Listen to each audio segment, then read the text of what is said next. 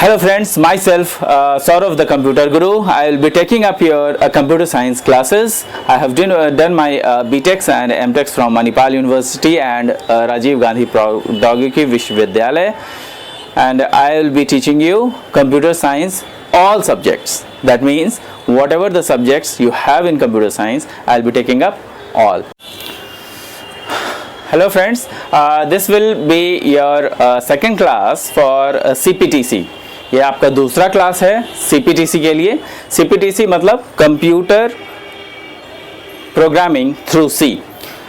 और हम लोग जो है we have already studied about the basics of the computer science. Now I will be taking up algorithms. What I will be taking up? I will be taking up algorithms, and this is where the syllabus starts. So I will be taking up algorithms. Now I will be teaching you what an algorithm is and how it is responsible for making a program. So friends, I will be taking up algorithm. This is lecture 2 for algorithms. First one was the introduction and this is lecture 2. इसमें आप देखेंगे कि computer programming through C का मैंने कुछ notes यहाँ पे लिखा है जो आपके लिए काफ़ी फ्रूटफुल होगा, काफ़ी ज़्यादा आपके लिए अच्छा आप लोगों को बढ़िया इफेक्ट देगा अगर आप इस तरह के आंसर्स अपने पेपर्स में लिखते हैं. यहाँ पे देखिएगा कि जो कंप्यूटर साइंस में जो आपको एल्गोरिदम पढ़ना है वो एल्गोरिदम क्या है? It is a problem solving technique.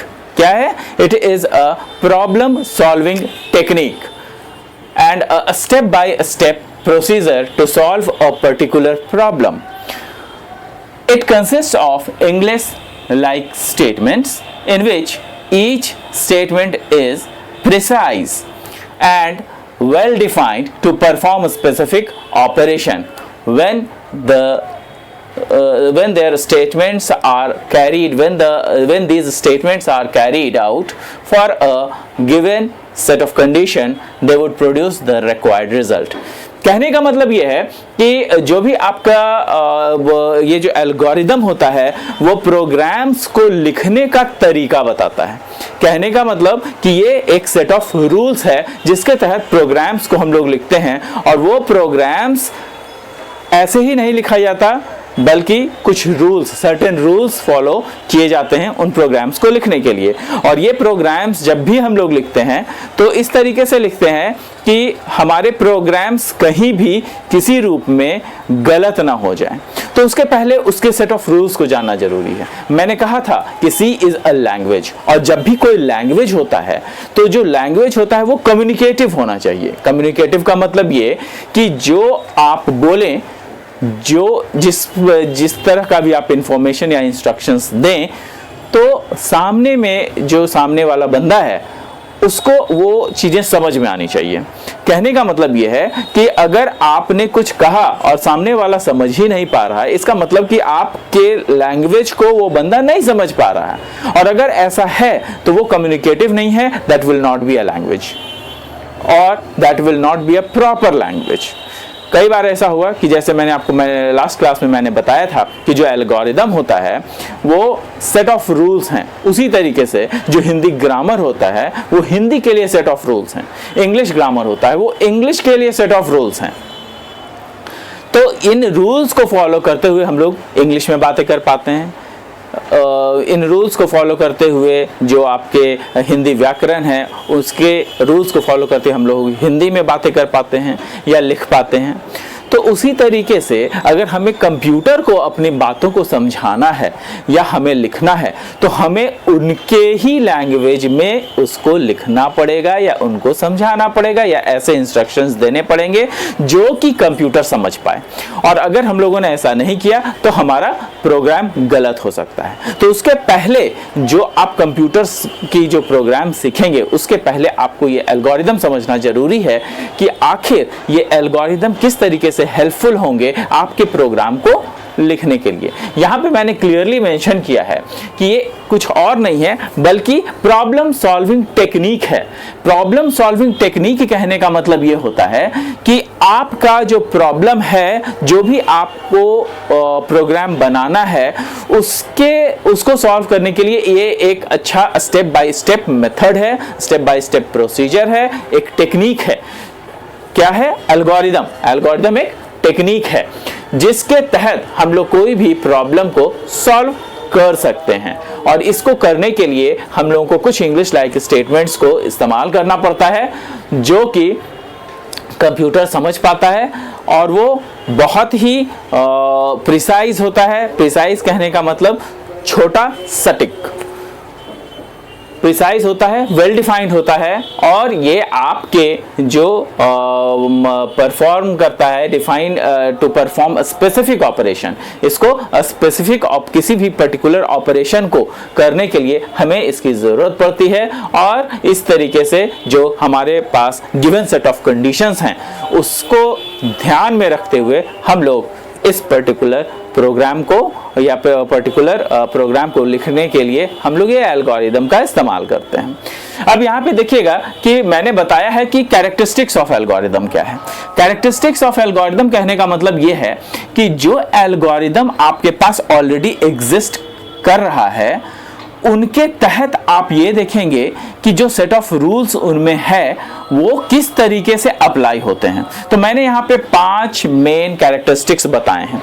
तो सबसे पहला कैरेक्टरिस्टिक है इनपुट, दूसरा आउटपुट, तीसरा डेफिनेटनेस, चौथा फाइनाइटनेस और 5वां इफेक्टिवनेस। तो जो पहला है वो है इनपुट। तो इनपुट कहने का मतलब ही क्या है? इनपुट कहने का मतलब ही है कि जो हमारे पास जितना भी हम इनपुट दें, कम से कम एक या एक से अधिक इनपुट देंगे। तो अगर हम लोग कोई इनपुट देंगे तो वो इनपुट को एक्सेप्ट करना चाहिए। इट मे एक्सेप्ट 0 और मोर इनपुट्स। अगर हमने कोई भी इंस्ट्रक्शंस दिया उसको एक्सेप्ट करना चाहिए। तो इंस्ट्रक्शंस मतलब अगर कोई इनपुट हमने दिया तो 0 इज ऑल्सो अ नंबर। अगर हम लोग 0 भी उसमें इनपुट डालते हैं तो that will also count as 1 input. तो कम से कम 1 इनपुट उसमें चाहिए जो कि एज अ 0 भी हम लोग दे सकते हैं। दूसरा rule, it should produce at least 1 output. Obviously अगर हम लोग कोई इनपुट दे रहे हैं तो हम लोगों के मन में कुछ ना कुछ तो होगा कि आउटपुट तो चाहिए, और अगर ये आउटपुट चाहिए तो हमें इनपुट सही देना होगा, और इनपुट अगर सही रहेगा तो उसका आउटपुट सही से निकलेगा। अगर हमने आउटपुट हमारा पता नहीं है हमें, और आउटपुट को हमने पहले से नहीं सोच रखा है, तो हमारा इनपुट भी सही नहीं होगा, बिल्कुल सही नहीं होगा। इसलिए we have to pre think. पहले से हमें यह सोचना है कि हमारा आउटपुट क्या होने वाला है और उसके लिए हम लोग क्या इनपुट देंगे। तो यहां पर it should produce at least 1 output, एक आउटपुट तो मिलना ही चाहिए। Next is definiteness. Each instruction must be clear. Obviously जो भी हम इंस्ट्रक्शंस लिखेंगे वो सारे के सारे इंस्ट्रक्शंस एकदम क्लियर होने चाहिए। दूसरी बात कि वो वेल डिफाइंड होने चाहिए, मतलब प्रिसाइज हो और सब कुछ एक्सप्लेन करता हो। मैंने लास्ट वीडियो में आपको बताया था कि how data becomes an instruction. तो उस इंस्ट्रक्शंस के दौरान मैंने आपको ये भी बताया था कि जितने भी आपके इंस्ट्रक्शंस दिए जाते हैं वो सारे इंस्ट्रक्शंस को हम लोग सीक्वेंशियली अगर हम लोग लिखें तो उसको हम लोग कहते हैं प्रोग्राम। और अगर डेटा को हम लोग बहुत सारे डेटा होते हैं रॉ फैक्ट्स को अगर हम लोगों ने एक साथ क्लब किया और उसको अगर हम लोगों ने सीक्वेंशियली लिखा तो उसको हम लोग कहते हैं इंस्ट्रक्शंस। और ये जो डेटा है, इन डेटा से हम लोगों को इंस्ट्रक्शंस मिलता है, और इंस्ट्रक्शन से हम लोगों को प्रोग्राम मिलता है, और बहुत सारे प्रोग्राम के कॉम्बिनेशन से हम लोगों को सॉफ्टवेयर मिलता है, और बहुत सारे सॉफ्टवेयर के कॉम्बिनेशन से हम लोगों को सिस्टम सॉफ्टवेयर मिलता है। ये मैंने आपको पहले भी बताया हुआ है। मैंने आपको बताया हुआ है कि जो डेटा होते हैं वो कुछ और नहीं होते बल्कि रॉ फैक्ट्स होते हैं, और इन डेटा के कॉम्बिनेशन से या सीक्वेंशियल कॉम्बिनेशन से सीक्वेंशियल कॉम्बिनेशन से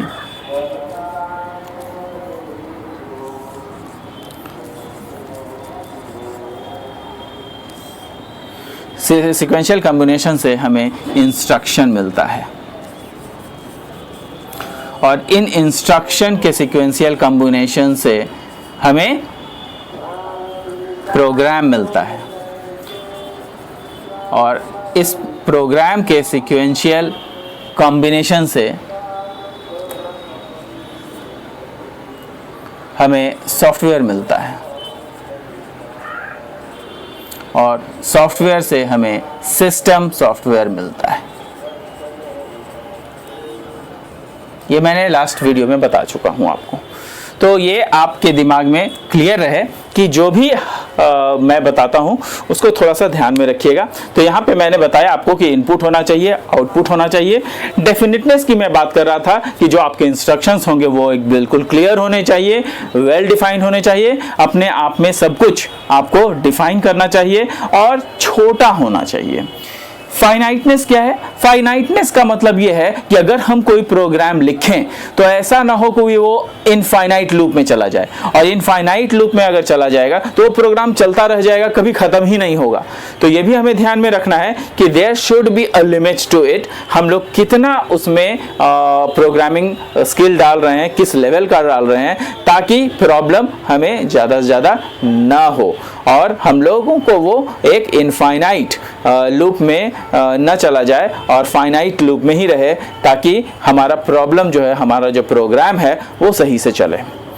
next is effectiveness. This means that operation must be simple. हम लोगों को बहुत ज़्यादा टफ चीज़ें नहीं लिखनी है, उसमें प्रोग्रामिंग करते वक्त ये ध्यान देना है कि ऐसी कॉम्प्लेक्सिटी ना डाल दें कि जिससे कि जो हमें ही प्रॉब्लम शुरू हो जाए। तो वैसी कॉम्प्लेक्सिटी नहीं डालना है और हम लोग जो है उसको कुछ सर्टेन टाइम के बाद वो अपने आप बंद हो जाना चाहिए। मतलब कुछ टाइम ले, अपना प्रोग्राम करे, काम करे और उसके बाद वो बंद हो जाए। तो ये 5 कैरेक्टरिस्टिक्स हैं और इनको हमें ध्यान में रखना होगा और ये ध्यान में रखते हुए हम लोग आगे एल्गोरिदम के कुछ एग्जाम्पल्स करेंगे ताकि हम लोगों को ये पता चले कि एल्गोरिदम हम लोग लिखते कैसे हैं और उन एल्गोरिदम से किस तरीके से हम लोग प्रोग्राम लिख सकते हैं। You can always take the screenshots.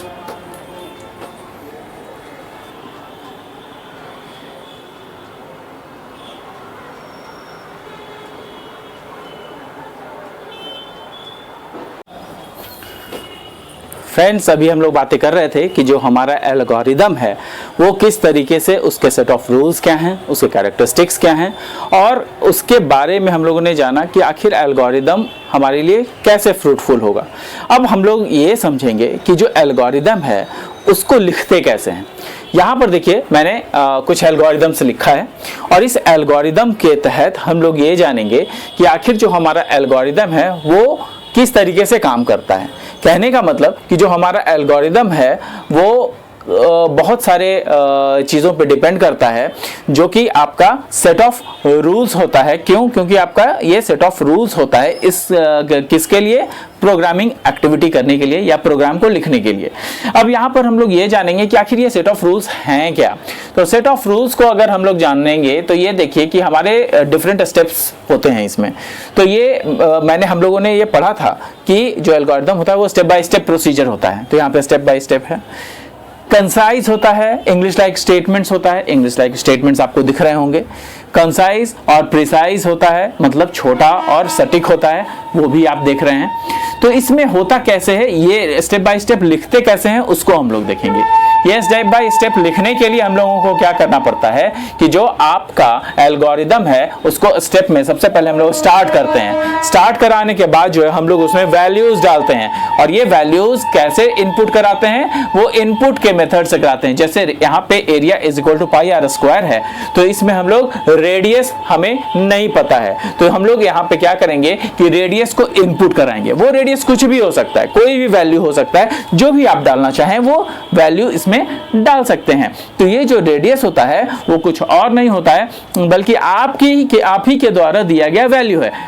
क्योंकि ऐसे ही मैथमेटिक्स में जब एरिया निकालते हैं तो पाई आर स्क्वायर होता है, तो पाई की वैल्यू तो हमें पता है, रेडियस की तो वैल्यू डालनी पड़ती है ना, तो वही वैल्यू रेडियस के रूप में हम लोग एरिया के रूप में डालेंगे और उसके बाद हम लोग क्या करेंगे, उस एरिया को प्रिंट करा देंगे। Print area of circle, area, सीधा कुछ नहीं किया हमने, यहाँ पे इनपुट कराया, यहाँ पे एरिया लिखा और यहाँ पे प्रिंट करा दिया और यहाँ पे हम लोगों ने स्टॉप कर दिया।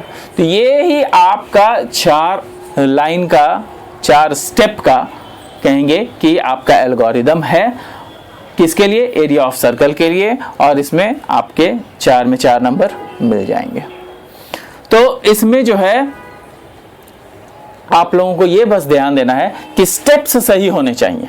ये जो लाइन है वो ऊपर ना लिख दें, इस लाइन को नीचे ना लिख दें। सबसे पहले हम लोगों ने लिखा है कि सबसे पहले स्टार्ट करेंगे ऑब्वियसली, फिर उसके बाद हम लोग इनपुट कराएंगे, वैल्यूज को इनपुट कराएंगे, उसके बाद हम लोग एरिया लिखेंगे कि एरिया का फॉर्मूला क्या होता है, उसके बाद उस एरिया को प्रिंट कराएंगे, उसके बाद उसको हम लोग बंद कर देंगे। तो these are the steps through which we have to go through. इसके बाद मैंने एक दूसरा एग्जांपल दिया है कि how to find simple interest and compound interest. तो सिंपल इंटरेस्ट और कंपाउंड इंटरेस्ट को निकालने का एक और जो तरीका है वो है कि आपका जो सिंपल इंटरेस्ट होता है उसका आप लोगों को पता होना चाहिए कि उसका फॉर्मूला क्या है। तो सिंपल इंटरेस्ट का जो फॉर्मूला होता है वो क्या होता है, PRT/100।